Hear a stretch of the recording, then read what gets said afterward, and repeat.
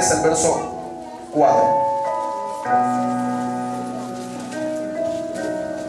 Primer libro de Samuel, capítulo 3, el verso 4. ¿Lo tiene? ¿Cómo dice? Jehová llamó a Samuel y él respondió: heme aquí. Dice la palabra: y corriendo luego a Elí dijo: heme aquí. ¿Para qué me llamaste?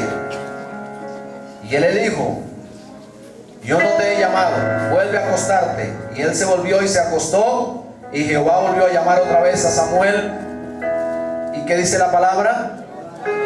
Y levantándose, Samuel volvió a Elí y dijo: heme aquí. ¿Para qué me has llamado? Y él le dijo: hijo mío, no te he llamado, vuelve a acostarte. Y Samuel, dice la palabra, no había conocido aún a quién, ni la palabra de Jehová le había sido revelada.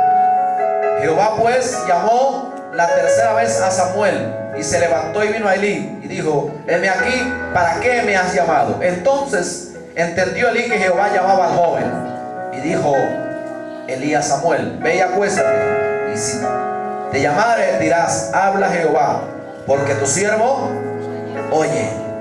Así se fue Samuel y se acostó, dice la palabra del Señor, en su lugar. Y vino Jehová y se paró y llamó otra vez: Samuel, Samuel.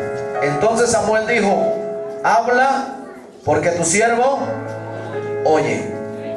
Algo, hermano, muy importante es que en este caso Samuel no sabía que era Dios el que lo llamaba. Él pensaba que el que lo estaba llamando era ¿quién? Elí. Que el que lo estaba llamando era Elí. Y hay gente así en la iglesia que piensa que el que lo está llamando es el pastor, que el que lo está llamando es el concilio. Pero dice que aún no había conocido Samuel la voz de Dios, ni le había sido revelada la palabra. Así que en la medida que usted abra su corazón, usted va a poder entender el llamado de Dios. Porque hay momentos en que usted escucha frases: el pastor me dijo, el pastor me habló, heme aquí. Pero había una disposición en el corazón de Samuel. Toda vez que Dios lo llamó, toda vez estuvo dispuesto a levantarse y a decir: heme aquí, ¿para qué me ha llamado? La característica de un hombre, la característica de un hombre de retos y de un hombre de triunfos, es la característica de Josué y es la característica también de Samuel. Porque Josué estuvo dispuesto a obedecer y a responder al llamado de Moisés por mucho tiempo. Y como Jehová vio que Josué respondía al llamado de Moisés, un día Jehová le dijo: sabe, mi siervo Moisés ha muerto, ahora te llamo a ti. Levántate, porque tú vas a repartir este pueblo por heredad. ¿Cuántos alabamos el nombre del Señor?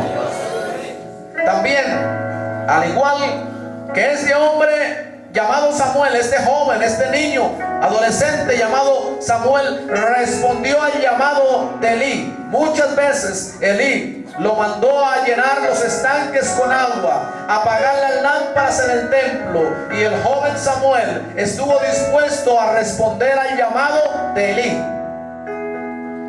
Pero como estuvo dispuesto a responder al llamado de Elí, Dios desde el cielo vio su obediencia, y ahora el que lo estaba llamando no era Elí, sino que lo estaba llamando el mismo Dios.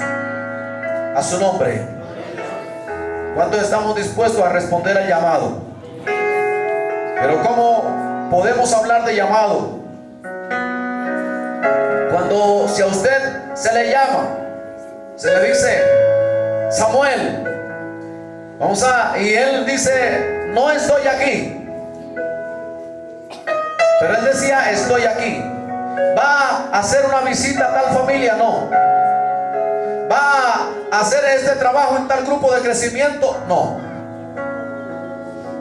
Y vamos a mirar bíblicamente la manera como Jesús actuó en Mateo 4, el verso 18. Andando, dice la palabra, Mateo 4, 18. Alabado el nombre del Señor. ¿Puede alabar a Jesús en esta hora? Cristo vive. Mateo, ¿lo tiene?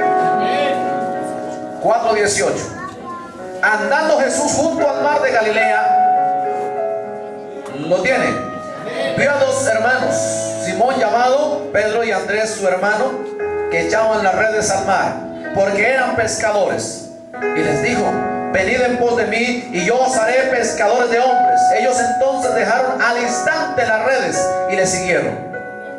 Pasaron de allí y vio a otros, los hermanos de Jacobo, hijos de Zebedeo, dice la palabra, y a Juan su hermano, en la barca con Zebedeo su padre, que remendaban sus redes, y lo llamó. Y ellos, dejando al instante la barca de su padre, ¿qué hicieron? Le siguieron. Vamos a mirar aquí el primer llamado, el llamado de Josué.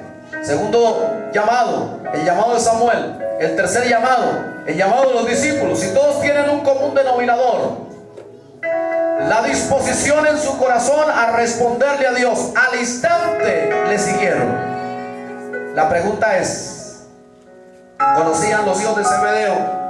¿Conocían a estos hombres que Dios llamó? ¿Conocían a Jesús? No, no le conocían. Él pasaba por allí, lo llamó: ven, sígueme, y le siguieron. ¿Cuánta disposición tiene su corazón en esta mañana para seguir al Señor?